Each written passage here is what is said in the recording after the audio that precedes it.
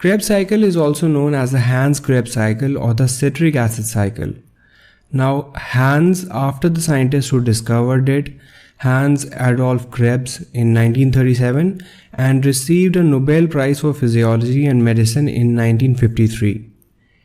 Now, this cycle is also known as the citric acid cycle after the molecule that plays the central role in Krebs cycle, the citric acid, also known as the citrate.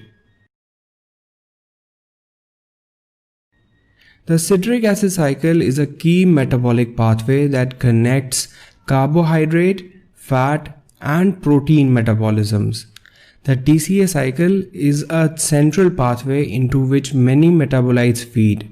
It consists of a number of reactions which generate NADH and FADH2, which are in turn used to generate ATPs. The Krebs cycle consists of a series of chemical reactions that release stored energy of fats, carbohydrates, and proteins through the chemical process of oxidation. Other than being the central pathway for generation of energy, the Krebs cycle is also very important as it provides many raw materials that are used elsewhere in the body, like amino acids and NADH. An interesting fact about the Krebs cycle is that it was one of the earliest established components of cellular metabolism and may have originated abiogenically, meaning it originated even before the life started. This is the concept of abiogenesis, that the life originated from non-living things. Get the lecture handouts from this video and all other videos on Med Simplified. Join our community at patreon.com or click the join button below. Now, before diving into all the chemical names, the enzymes, and the various steps of Krebs cycle, I would like to take a few minutes to talk about the conceptual basis of Krebs cycle that most teachers fail to explain. So, like I told you, Krebs cycle is a central metabolic pathway. Now, what do you mean by a central metabolic pathway? Now see, when we eat food, it is digested, absorbed, and is first processed by initial metabolic pathways. These initial metabolic pathways generate some common products that are used by the central pathway, like the Krebs cycle, to produce energy. Like if we take the example of carbohydrates, carbohydrates are digested into simple sugars like glucose, and the glucose is first processed by initial metabolic pathways like glycolysis. Glycolysis produces pyruvate, and similar products are produced by the initial metabolism of fats and proteins as well. The pyruvate is then fed into the central pathway, that is the Krebs cycle. So the Krebs cycle provides a central pathway that connects carbohydrate, fat, and protein metabolisms. Now the next important concept is, how does the Krebs cycle produce energy? For this, let's take the example of metabolism of carbohydrates again. We get simple sugars at the end of digestion of carbohydrates like glucose, right? And after this, glucose undergoes through all the metabolic pathways like glycolysis, Krebs cycle, and electron transport chain. One molecule of glucose produces approximately 36 ATPs. But where does this energy come from? The single-worded answer to this question is through the chemical process of oxidation. Now see, what happens is that through glycolysis and an additional reaction, we break down glucose into small 2-carbon fragments which are known as acetate. This acetate is then fed into the Krebs cycle. If you look at the Krebs cycle, it consists of these 10 intermediate molecules that start and end with citrate. When we add acetate to this cycle, this is a 2-carbon compound, This cycle takes a full turn and releases 2 molecules of carbon dioxide as a waste product, meaning the 2 carbons that we added in the form of acetate are released in the form of carbon dioxide. This carbon dioxide is produced due to the process of oxidation that occurs in the Krebs cycle as a result of various enzymes. Electrons are added to NAD to make NADH and FAD to make FADH. These electrons are then subsequently used in the electron transport chain to make ATP through ionic gradients. Now all of this may seem a bit confusing in the beginning, but my advice is to take things slowly. Watch the other videos regarding glycolysis, electron transport chain and metabolism of fats on our channel to have a complete understanding of this metabolic pathway. The links to all these videos are in the description below. Meanwhile, let's begin with the details of the Krebs cycle and various enzymes involved. So in eukaryotic cells, the citric acid cycle occurs in the matrix of the mitochondria. In the prokaryotic cells such as bacteria which lack mitochondria, the citric acid cycle is performed in the cytosol.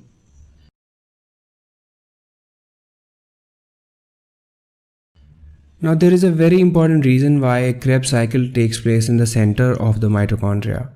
This is because of the presence of the electron transport chain in the membrane of the mitochondria.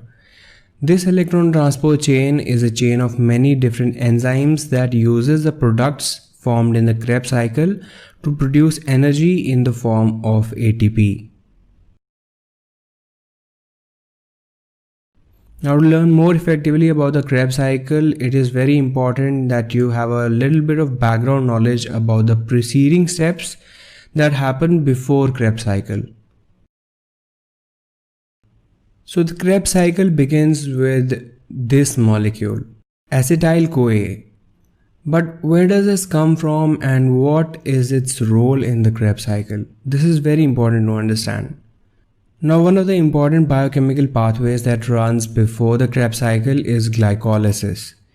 In this pathway we break down glucose, which is a 6-carbon compound, into 2 molecules of pyruvate, which is a 3-carbon compound.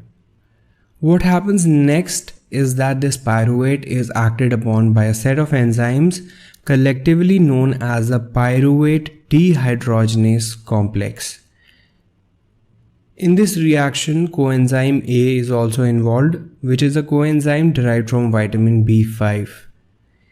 In this reaction, 2 carbons are transferred from the pyruvate to coenzyme A to form the acetyl-CoA.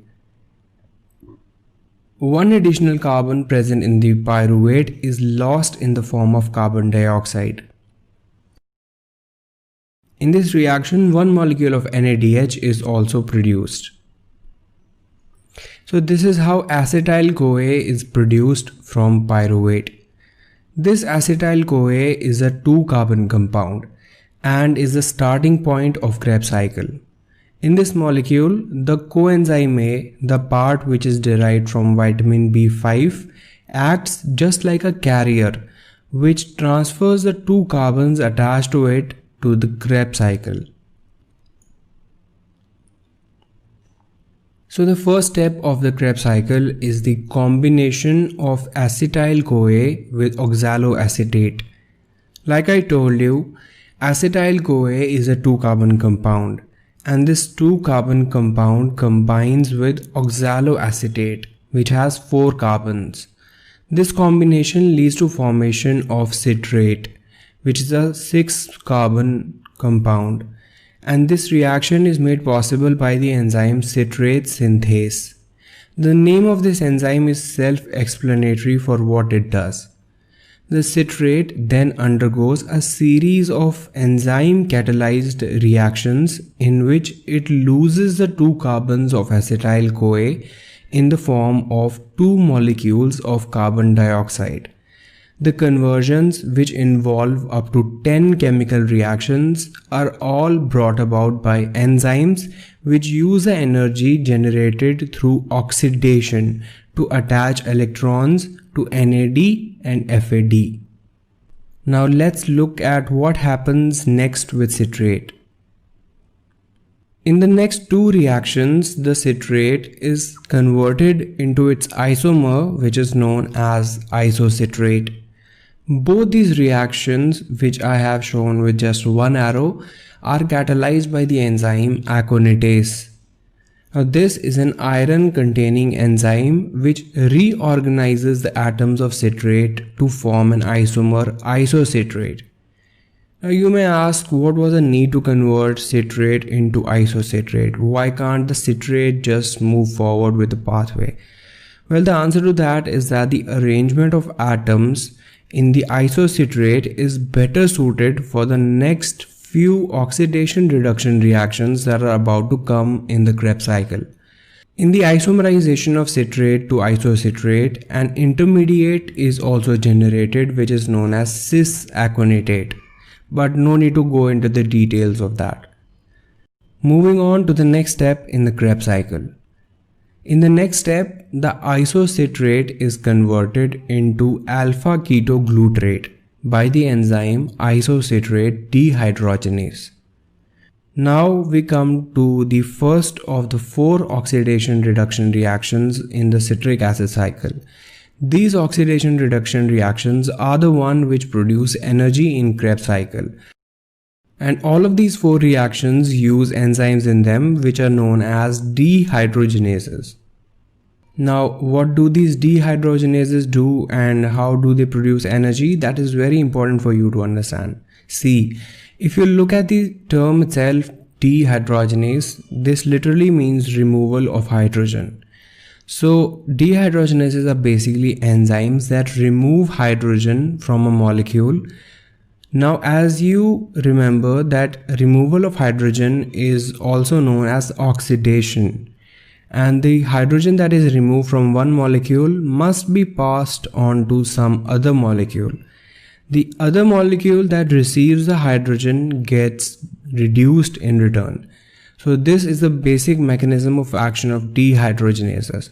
They remove hydrogen group from one molecule, oxidizing it, and in turn attaching that hydrogen group to some other molecule, leading to its reduction. This is why the reactions carried out by dehydrogenases are known as oxidation reduction reactions. So coming back to our Krebs cycle, we reached a point in Krebs cycle where isocitrate will now be acted upon by the enzyme isocitrate dehydrogenase. So let's look at what happens in this reaction. This is actually a two-step reaction in which the enzyme isocitrate dehydrogenase first removes hydrogen from isocitrate, thus oxidizing it. The hydrogen that is removed is attached to NAD to form the NADH, thus completing the process of oxidation and reduction. But there is a small additional step that happens next, which is catalyzed by the same enzyme isocitrate dehydrogenase. In the next step of the reaction, a carbon atom is also removed from isocitrate in the form of a molecule of carbon dioxide. This leads to the formation of a 5-carbon compound known as alpha-ketoglutarate. So if you look at the complete chemical process that just happened here, this is known as the oxidative decarboxylation. Oxidative because oxidation of isocitrate takes place since a hydrogen is removed from isocitrate, and decarboxylation as a carbon group is also removed from isocitrate. The conversion of isocitrate into alpha-ketoglutarate is followed by a second oxidative decarboxylation.